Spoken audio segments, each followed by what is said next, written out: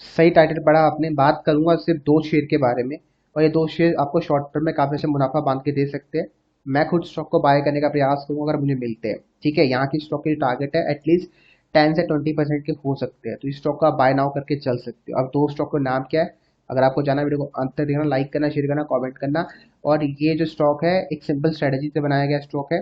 ठीक है, जो मैंने अभी आपको पुराने वीडियोस में बताया ना, जिसका RSI बिलो 35 हो, उन स्टॉक को आप एक्यूमुलेट करके चल सकते हो। वो आपको 10 से 20% का टारगेट देके जाते हैं। पर आपको एक बात का ध्यान रखना है, यहाँ पर आपके स्टॉप लॉस होते हैं।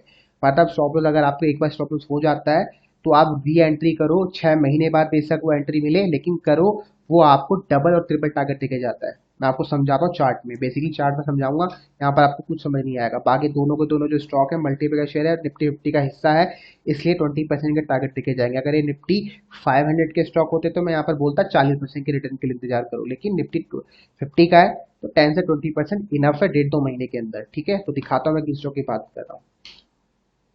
जिस पहले स्टॉक की मैं बात कर रहा हूँ उसका नाम TCS है। जैसा आप सभी को पता है, कंपनी की काफी अच्छे रिजल्ट आए और उम्मीद के अनुसार रिजल्ट आए, तो इसलिए स्टॉक को आप बाय करके चल सकते हो।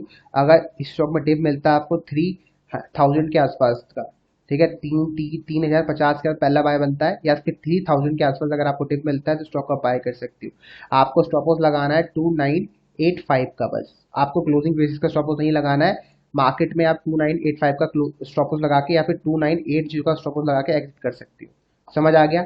3050 में आप बाय कर सकते हो, 2980 में आप स्टॉप लॉस लगा के एग्जिट कर सकते हो। अब आप बोलते हैं रिस्क रिवॉर्ड रेशियो, तो यहाँ पर आपको कम से कम 1:2 और 3 के लिए इंतजार करना है। अब देखो, मान के चलो अगर आपका स्टॉप लॉस इन दोनों का गैप जो निकलता है 3% का है, ठीक है, 3% का आपका एसएल बनता है, ठीक है, कोई बात नहीं, 3% का एसएल ले लो अगर स्टॉप लॉस होता है।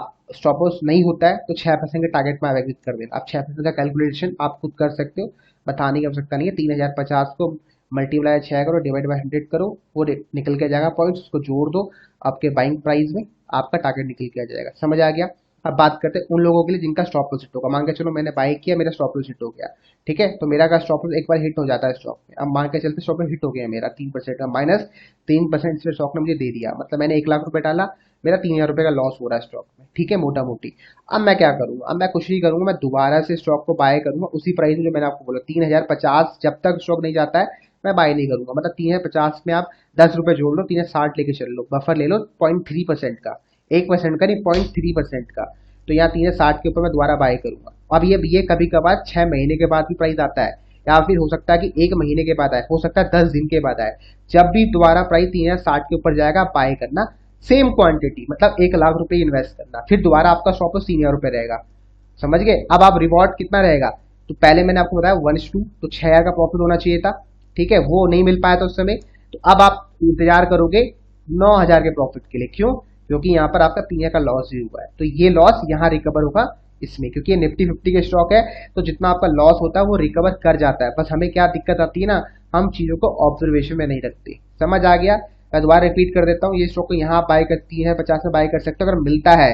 वैसा मुझे मुश्किल लग रहा है कि 3050 आएगा, लेकिन अगर आता है मार्केट में, अगर सडन एक क्रैश आता है तो 3050 आराम से स्टॉक आएगा, वहां बाय करना, बिट डाल के रखना कि स्टॉप लॉस रहेगा 1:2, आपको पता, निकाल लो आराम से, आपको पता चल जाएगा, अब निकाल के एग्जिट कर देना, ठीक है।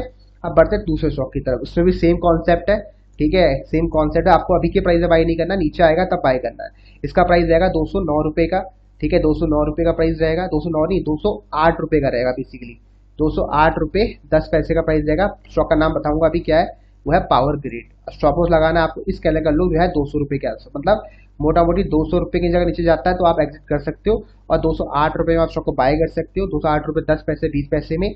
और टारगेट रहेगा कम से कम 216 रुपए और 224 रुपए के। अगर आपका स्टॉप लॉस होता है एक बार, तो वही कॉन्सेप्ट अप्लाई करना है, आप फिर इंतजार करोगे 232 रुपए के टारगेट के लिए। समझ आ गया जो मैंने आपको टीसी से बताया है, ठीक है। एक अगर आपके 2 बार स्टॉप लॉस हो जाते हैं फिर क्या करना है, तो आपका यहाँ पर 6% का लॉस हो गया, एग्जाम्पल ले लो 3% का स्टॉप लॉस है, इस कैंडल का मैंने आपको गैप बताया 3% मार के चल रहा हूं मैं, तो 6% का आपका लॉस हो गया। तो अब आप रिटर्न के लिए इंतजार करो कितना, 12%। क्यों? क्योंकि 1:2 आ गया, फिर 3 3 6, और साथ में जो लॉस हुआ है उसको जोड़ लोगे तो 12% आएगा मोटा मोटी। समझ आ गया? तो ये रूल फॉलो करो। अब आप लोग सर काम करेगा, हाँ काम करेगा, आप ऑब्जर्वेशन में तो रखो, चीजों को ऑब्जर्वेशन में तो रखो, काम करेगा। तो पहला स्टॉक है TCS, दूसरा स्टॉक है पावर ग्रिड। इन दोनों स्टॉकों को चाहो तो आप अपने रेडार में रख सकते जो मैंने आपको कॉन्सेप्ट बताया उससे ऊपर के भी टारगेट के लिए आप सोच सकते हो, 5, 10, 15%, 20% आराम से ये स्टॉक आपको देके जा सकते हैं। इस वीडियो को समाप्त करता हूँ। जब टारगेट आ जाएंगे तो मैं खुद आपको बतलाऊंगा, क्योंकि बहुत सारे स्टॉक मैंने इसी स्ट्रेटेजी से बाय कर रखे हैं ऑलरेडी। जैसे डीएलएफ मैंने बाय करके रखा हुआ है, ठीक है। अभी उसमें 5% तो 3-4% आ रहा था 3-2 बार, लेकिन हमने बुक नहीं किया क्योंकि मेरा टारगेट 5 या 6% का है। तो जैसे ही वो आता है तो मैं आपके साथ अपडेट करता हूँ। बाकी मिलते हैं अगली क्लास में।